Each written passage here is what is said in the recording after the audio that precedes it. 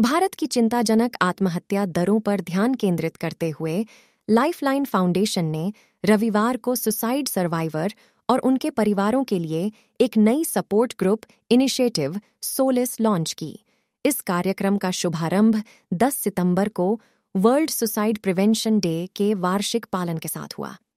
राष्ट्रीय अपराध record bureau (NCRB) ने अगस्त 2022 में एक स्टेटिस्टिक्स जारी किया, जिसमें बताया गया कि 2021 में भारत में कथित आत्महत्याओं में 7.2% की चिंताजनक वृद्धि हुई, जो कुल 166 मामलों तक पहुंच गई।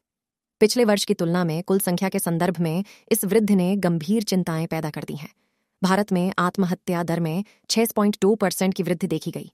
2020 के स्टेटिस्टिक्स की तुलना में 2021 में प्रति लाख जनसंख्या पर 12 आत्महत्याएं हुईं।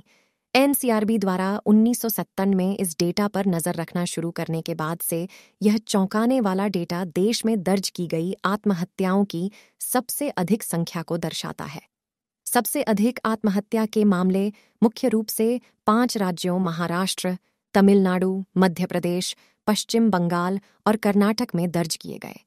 कुल मिलाकर इन 5 राज्यों में देश में दर्ज की गई सभी आत्महत्याओं का 50.4% शामिल है।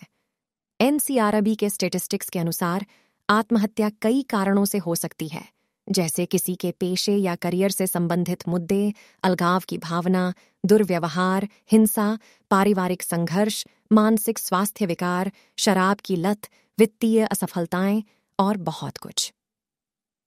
राष्ट्रीय अपराध रिकॉर्ड ब्यूरो (NCRB) पुलिस को रिपोर्ट किए गए मामलों से आत्महत्या के बारे में जानकारी इकट्ठा करता है।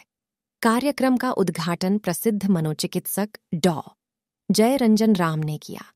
कार्यक्रम में एक पैनल चर्चा भी हुई, जिसमें किसी प्रियजन की आत्महत्या से उत्पन्न आघात से निपटने में व्यक्तियों की मदद करने में सहायता समूहों की भूमिका पर ध्यान केंद्रित किया गया।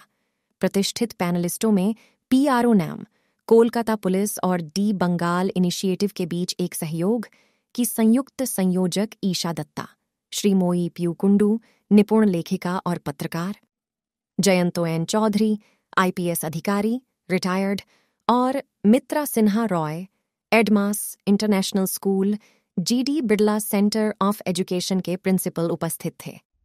लाइफलाइन फाउंडेशन एक registered voluntary non profit organisation है, जिसका मुख्यालय कोलकाता में है।